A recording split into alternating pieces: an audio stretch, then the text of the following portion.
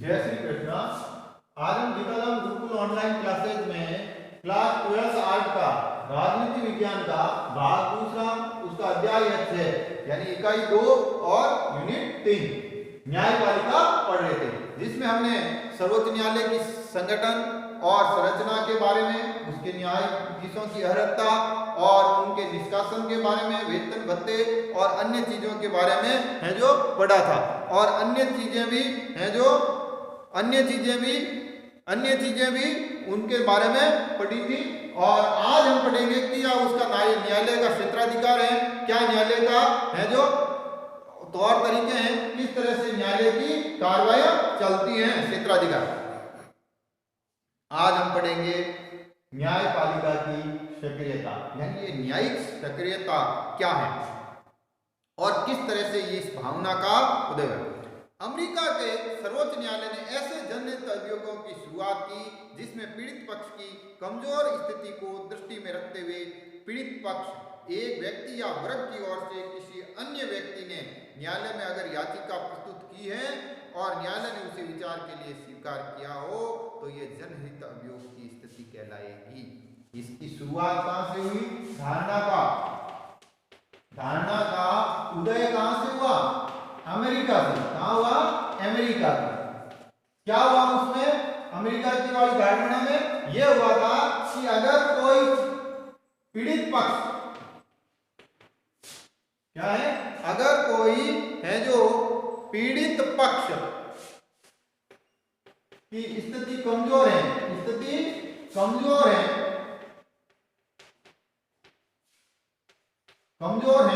तो अन्य पक्ष, अब इस पक्ष में कोई व्यक्ति भी हो सकता है या वर्ग या समूह भी हो सकता है। तो इस तरह से कोई अन्य पक्ष उसकी तरफ से अगर अभियोग दाखिल करें, क्या करें? अभियोग दाखिल करें और न्यायालय अगर उसको स्वीकार करें तो ये स्थिति जन अभियोग की कहलाएगी। क्या कहलाएगी? जनहित अभियोग की कहलाएगी।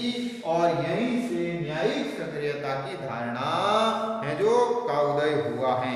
दूसरा यह है कि गत 3 दशकों के अनुभव से ये बात अनुभव की जा रही है कि राजनीतिक दल और राजनीतिक नेताओं के जो व्यवस्थापिका और कार्यपालिका में स्थान पाते हैं, बहुत ऊंचे स्तर और नारेबाजी के रूप में आर्थिक सामाजिक न्याय के प्रति लगाव की बातें जो नेता निरंतर कर रहे हैं, लेकिन व्यवहार में वे उन्हें सामान्य जन और उनके हितों के प्रति घोर उदासीनता की स्थिति को अपना लिया है। यह स्थिति न्यायाधीशों सहित समाज के सभी संवेदनशील तत्वों को उद्गिन्न या है जो एक तरह से उस पर प्रभाव पड़ता है। ऐसी स्थिति में न्यायाधीशों ने सोचा कि व्यवस्थापिका और कार्यपालिका को जनहितों के प्रति सचेत किया जाना चाहिए। दूसरा तथ्य यह था कि हमारे नेता व ऊंचे वर्ग के लोग आम लोगों की संवेदनाओं की बातें तो करते हैं, क्या करते हैं? बातें तो करते हैं, लेकिन वे उनके प्रति असंवेदनशील, क्या है? असंवेदनशील होते हैं। क्या होते हैं? असंवेदनशील होते हैं भौतिक स्थिति पर। तब न्यायाधीशों ने सोचा कि क्यों न हम उन निचले तबके के लोगों के हितों की बात करें और न्यायपालिका और कार्यपालिका को इसके प्रति सचेत कर रहे हैं जिससे ये स्थितियां नहीं आए। फिर सदी के अंतिम दशक में सर्वोच्च न्यायालय ने दायित्व से बचने की चेष्टा करते हुए न्यायपालिका को कुछ ऐसे काम सौंपने की चेष्टा की जो अपनी प्रकृति में राजनीतिक थे। कार्यपालिका जब मंडल विवाद को हल नहीं कर पाई तो उसने सर्वोच्च न्यायालय की ओर देखा, चाहे आरक्षण का प्रश्न हो, चाहे नदी जल विवाद हो, चाहे हर किसी स्थिति से हल करने के लिए न्याय में। जब कार्यपालिका असहाय हो जाती है, क्या होती है? जब कार्यपालिका किसी भी मुद्दे पर है जो किसी भी मुद्दे पर विवाद होता है, जब कार्यपालिका में किसी भी मुद्दे पर विवाद होता है तो वह न्यायपालिका की ओर देखता है। क्या देखता है? न्यायपालिका की ओर दृष्टिगोचर होता है। क्या होता है? दृष्टिगोचर होता है और न्यायपालिका उनके प्रति संवेदनशील होकर उन मुद्दों का निपटारा करती है। कार्यपालिका का कोई ऐसा अधिकारी नहीं बचा जिस पर भ्रष्टाचारण के आरोप नहीं लगे। हमारे यहाँ पिछले दशकों में, कई दशकों में ऐसे अनेक अवसर आए जब कार्यपालिका के किसी न किसी पदाधिकारी पर भ्रष्टाचार का आरोप लगा हो। ये आरोप कुछ राशि से लेकर अरबों खरबों की राशि तक भी हो सकते हैं। दूसरी ओर महामारियों की रोकथाम का प्रश्न हो या पर्यावरण का प्रश्न हो या कानून और व्यवस्था का प्रश्न हो, कार्यपालिका सभी मामलों में अकर्मण्यता का परिचय दे रही थी। तो ऐसी स्थिति में सर्वोच्च न्यायालय और उच्च न्यायालयों ने जरूरी समझा कि कार्यपालिका को कर्तव्य पालन के लिए है जो निर्देशित किया जाए। 1980 के लगभग न्यायिक सक्रियता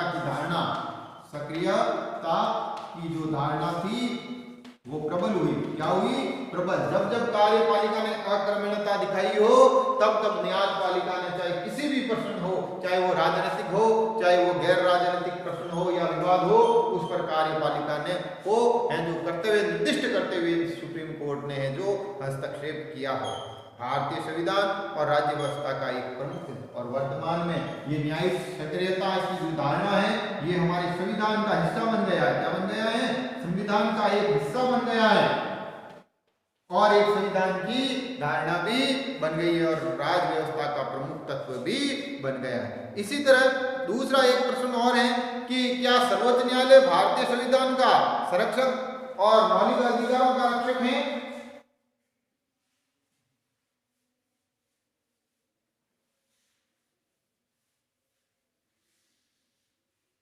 दूसरा प्रश्न यह है, क्या संविधान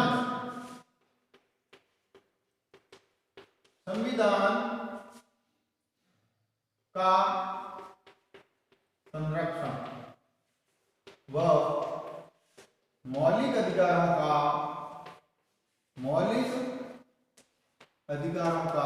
रक्षक क्या है? रक्षक। ये दो धारणा हमारे यहाँ संविधान में है। सर्वोच्च न्यायालय भारतीय संविधान का संरक्षक और मौलिक अधिकारों का रक्षक है। ये बात हमने पहले पढ़ ली थी। भारत का संविधान देश का सर्वोच्च कानून होता है। क्या है? संविधान ही सर्वोच्च कानून है। क्या है? सर्वोच्च कानून है। क्या है? कानून है।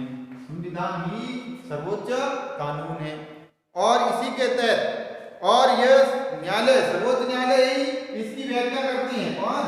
संविधान की व्याख्या जो हमारे यहाँ सुप्रीम कोर्ट ही करता है।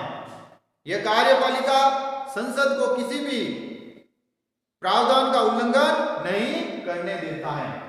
चाहे सुप्रीम कोर्ट एक ऐसी संस्था है जो कार्यपालिका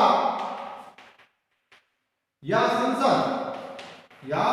संसद को संविधान के उल्लंघन से रोकता है। क्या करता है? रोकता है। ये जो उसको शक्ति प्राप्त है।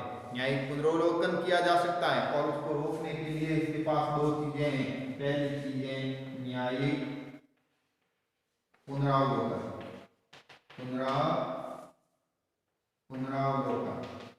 और दूसरी शक्ति है न्यायिक सक्रियता। ये दो ऐसे प्रावधान हैं जिससे वो सर्वोच्च न्यायालय को लगे कि संविधान के किसी प्रावधान का उल्लंघन हो रहा हो तो यह संबंधित कानून को असंवैधानिक या अवैध घोषित कर देता है। सर्वोच्च न्यायालय ने न्यायिक पुनरावलोकन के इसी अधिकार के आधार पर संविधान का संरक्षक कहा जाता है और संविधान को संरक्षण होने का जो कारण है वो है न्यायिक पुनरावलोकन। क्या है? न्यायिक पुनरावलोकन की जो उसके पास शक्ति है, ये शक्ति ही संविधान का संरक्षक घोषित करती है। क्या है? घोषित करती है। सर्वोच्च न्यायालय की भूमिका तथा कार्य विशाल और विस्तृत है। सर्वोच्च न्यायालय तथा उच्च न्यायालय दोनों को निर्देश देने, आदेश देने और संवैधानिक उपचारों का है जो प्रयोग करने का अधिकार है। यह बंदी प्रत्यक्षण, परमादेश, प्रतिषेध, अधिकार प्रचा और उत्प्रेषण लेख के रूप में है। ये तथ्य संविधान सर्वोच्च न्यायालय को मौलिक अधिकारों का संरक्षक और है जो प्रहरी बना देता है। यदि किसी कानून का उल्लंघन होता है अथवा अधिकारों का हनन होता है संविधान, तो न्यायालय संवैधानिक नियमों के पालन का आदेश दे सकता है। इस प्रकार भारत में मौलिक अधिकारों के परिप्रेक्ष्य में वो सुरक्षित रहते हैं। यदि विधायिका द्वारा पारित कोई भी कानून मौलिक अधिकारों का हनन है तो सर्वोच्च न्यायालय को यह अधिकार है कि वो उसे रद्द कर दे। और इसने ऐसे कई कानून रद्द किए हैं जिसने मौलिक अधिकारों का हनन होता है। और हमने ये देखा भी है कि किस तरह से जिस संविधान ने के उल्लंघन को रोकने का और सड़क पाने के लिए सर्वोच्च न्यायालय ने जो अपनी सक्रियता समय समय पर दिखाई है। कल हम इसके आगे वाला टॉपिक पढ़ेंगे। तब तक के लिए धन्यवाद।